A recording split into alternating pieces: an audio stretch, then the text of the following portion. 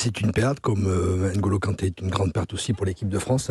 Quand ces joueurs ne sont pas là, on voit que cette équipe est en difficulté, puisque des jeunes joueurs les ont remplacés, mais n'ont pas l'expérience qu'ont ces garçons-là. Alors est-ce que c'est un inconvénient qui ne joue pas ? Je ne crois pas.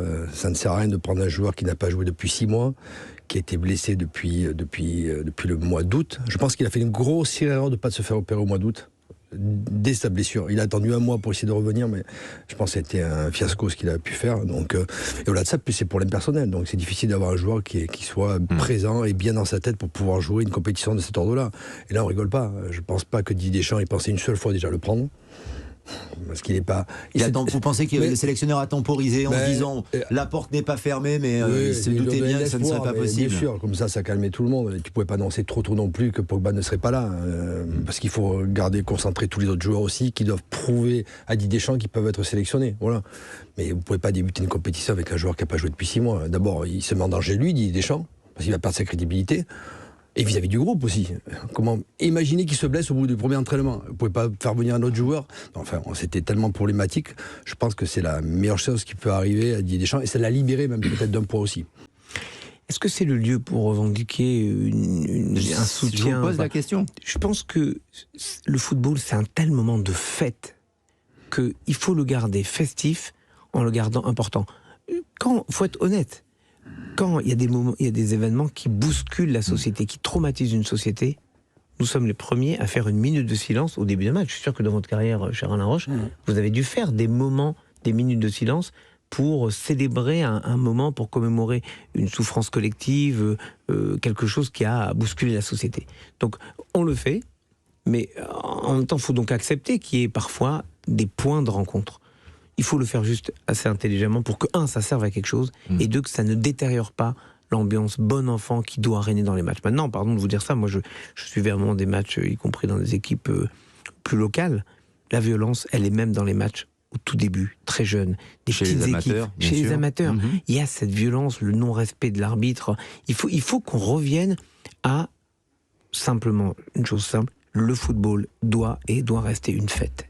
Être une fête. Bien sûr. C'est le reflet de sa carrière, c'est exactement comme ce qu'il raconte dans le livre. Ça commence par une préparation énormissime, avant même que la préparation commence. Il s'est déjà infligé un travail énorme pour être prêt pour sa dernière saison. Et la première journée arrive à Toulon, là où il avait joué quelques années avant, et il se blesse tout de suite. C'est-à-dire coup d'arrêt. La dernière saison, elle aurait pu s'arrêter là, dès la première journée, au bout d'une mi-temps et demie. Eh bien, il se fait opérer, et il se relève, et il repart, et il redevient un élément important. Et puis, il y a des coups durs, il y a des retours à Perpignan qui sont plus ou moins manqués, là où des années auparavant, il était parti, le public était fâché parce que c'était un Catalan, et on ne part pas de Catalogne quand on est Catalan. Il était parti, et puis il revient, le public se lève quand il revient.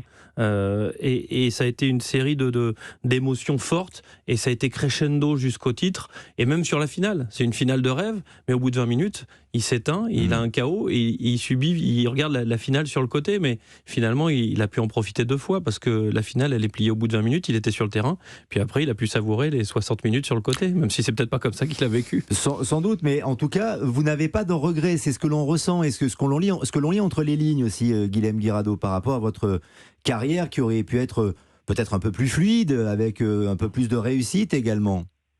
Ouais, c'est sûr. Après, tant mieux qu'elle n'ait pas été linéaire et que ça n'a pas été aussi facile aussi, parce que ça m'a donné aussi cette rage aussi de me battre et pour continuer à y croire. Voilà, je pense que c'est pour ça que j'ai voulu en témoigner pour juste, comme a dit Nico, du thème de ça, il m'a suivi, il me suit depuis pas mal d'années.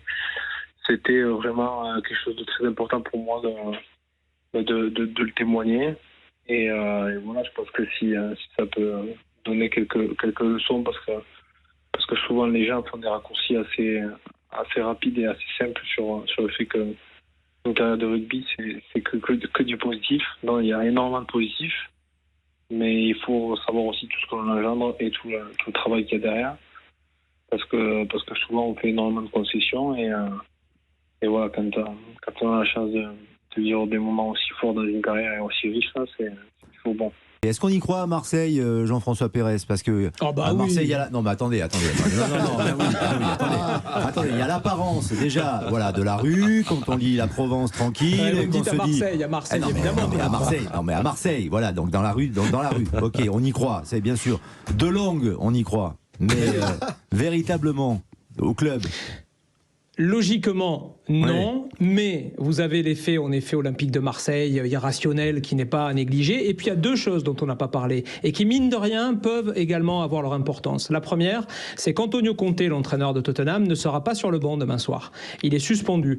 Et si vous voulez tout savoir, manifestement à Tottenham, ça chagrine beaucoup de monde, et pas que lui. Parce que c'est un entraîneur, vous le savez, qui dégage une énergie absolument délirante, et qui apparemment est l'un des plus décisifs, on va dire, en termes de présence sur le terrain pendant les matchs. Donc ça, c'est une première donnée. Il sera en tribune demain soir. Et puis la deuxième, c'est un peu en dessous, mais quand même, c'est un symbole. Richarlison, l'attaquant brésilien qui avait fait du mal à l'OM au match aller en marquant les 2 buts, ne sera pas là non plus théoriquement. Il devrait être forfait, ou en tout cas, il est suffisamment diminué pour ne pas être au coup d'envoi de ce match. Donc il y a 2 petits signes qui sont plutôt pas mal côté olympique de Marseille. Après, il faudra faire avec un stade qui sera plein, mais pas complètement non plus, parce qu'à cause de ce qui s'est passé lors de cette triste soirée face à Francfort, ces échanges de feux d'artifice et cette personne qui a failli mourir, tout simplement, eh bien le virage nord est totalement fermé. Donc il y aura 50 000 spectateurs demain soir pour tenter de pousser l'OM dans une nouvelle grande soirée européenne. Mais ça va être le feu de toute façon.